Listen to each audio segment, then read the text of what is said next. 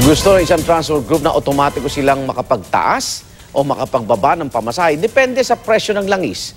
Darito ang mabilis na sulyap sa iba pang mga balita.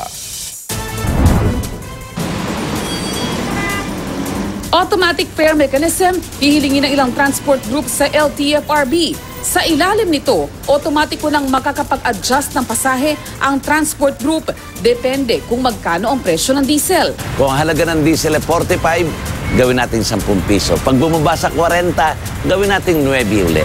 Sa ikapitong sunod na linggo, magmamahal ang petrolyo. Handa naman ang Energy Department na tumulong, pero kailangan daw magkaroon ng malinaw na disenyo para magtagumpay ang automatic fare mechanism.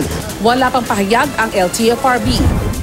Poultry farm sa Lawag, Ilocos Norte, apektado ng matinding init ng panahon.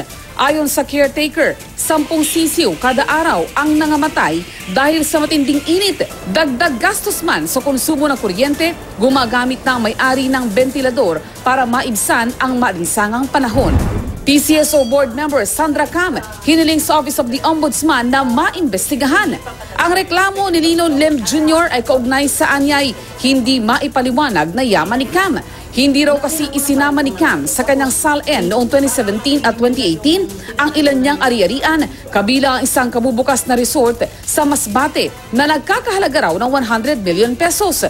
Ang nakakulong na si Senadora Leila de Lima, hinamon si Pangulong Duterte na paimbestigahan ang appointee niyang si Cam.